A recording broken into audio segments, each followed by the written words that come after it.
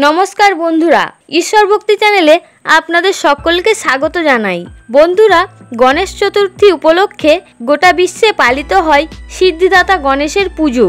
कोथाओ बा मंडपे प्रतिमा एने पुजो करा हय, आबार कोथाओ बाड़ीतेई प्रतिष्ठा करे पुजो करा हय। सिद्धिदाता भगवान गणेशेर पुजोते विभिन्न धरनेर जिनिस व्यवहार करा हय, किन्तु आपनि कि कखनो लक्ष्य करेछेन गणेशेर पुजोते कखनोई व्यवहार करा हय ना तुलसी पाता?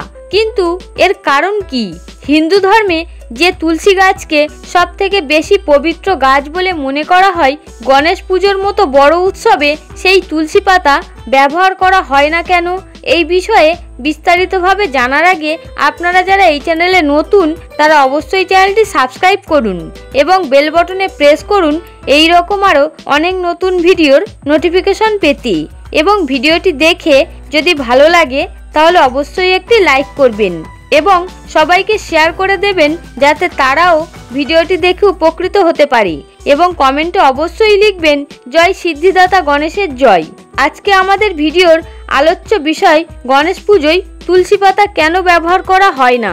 এই বিষয়ে বিস্তারিত জানতে ভিডিওটি অবশ্যই শেষ পর্যন্ত দেখুন।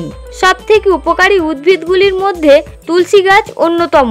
এই গাছের পাতা খেলে বিভিন্ন রোগ সেরে যায়। শুধু তাই নয়, তুলসী পাতা আমাদের শরীরকে সতেজ রাখতে সাহায্য করে। কিন্তু গণেশ পুজোয় এর ব্যবহার করা হয় না কেন? কথিত আছে একবার শ্রী গণেশ গভীর তপস্যা করছিলেন, তার গোটা শরীরে চন্দন লেগেছিল। অন্যদিকে দেবী তুলসী বিবাহের ইচ্ছা নিয়ে ভ্রমণে বেরিয়েছিলেন। রাস্তায় গণেশজিকে ধ্যান করতে দেখে তিনি সেখানে দাঁড়িয়ে পড়লেন। ভগবান শ্রী গণেশের অপূর্ব সুন্দর রূপ দেখে তুলসী দেবী মোহিত হয়ে যান। তিনি শ্রী গণেশকে বিবাহ করার প্রস্তাব দেন। তুলসী দেবীর এই ব্যবহারে গণেশজির তপস্যা ভঙ্গ হয়। তিনি তুলসী দেবীর সাথে বিবাহ করতে অসম্মতি জানায় এবং এও বলেন যে তিনি এখন এক ব্রহ্মচারী।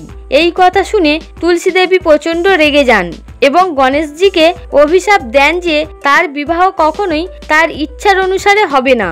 শুধু তাই নয়, গণেশের একাধিক বিবাহ হবে। তুলসী দেবীর এই কথা শুনে গণেশজিও রেগে যান।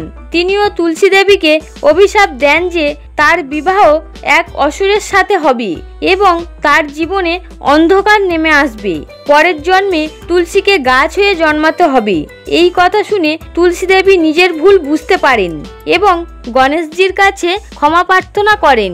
এরপর গণেশজি কিছুটা শান্ত হয়ে বললেন যে তুলসী, তোমার বিবাহ শঙ্খচূড় নামক অসুরের সাথে হবে, তবে তুলসী তোমার পবিত্রতা চিরকাল একই থাকবে। কলিযুগে তুলসীর ব্যবহার চরম সীমায় পৌঁছে যাবে। তুলসী গাছ হবে জীবের মোক্ষ লাভের উপায়। ভগবান বিষ্ণুর অত্যন্ত প্রিয় হবেন তুলসী। কিন্তু গণেশজি এও বলেন যে তার নিজের পুজোয় তুলসী পাতা গ্রহণ করবেন না, আর সেই থেকেই এই কারণে ভগবান গণেশের পুজোয় তুলসী পাতা নিষিদ্ধ হয়ে যায়। ভগবান বিষ্ণু এবং শ্রীকৃষ্ণের পুজোতে তুলসী পাতা ব্যবহার করা হলেও গণেশের পুজোয় তুলসী পাতা ব্যবহার করা হয় না। তুলসী পাতার পরিবর্তে গণেশ পুজোয় অনেক ক্ষেত্রে দুর্বা ঘাস ব্যবহার করা হয়। বন্ধুরা, আজকের ভিডিওটি ছিল ভগবান শ্রী গণেশজিকে নিয়ে। এই ভিডিওটি দেখে যদি ভালো লাগে তাহলে অবশ্যই একটি লাইক করবেন এবং কমেন্টে অবশ্যই লিখবেন জয় সিদ্ধিদাতা গণেশের জয়। দেখা হবে আরও একটি নতুন ভিডিওতে। ততক্ষণ আপনারা ভালো থাকুন, সুস্থ থাকুন। হরে কৃষ্ণ।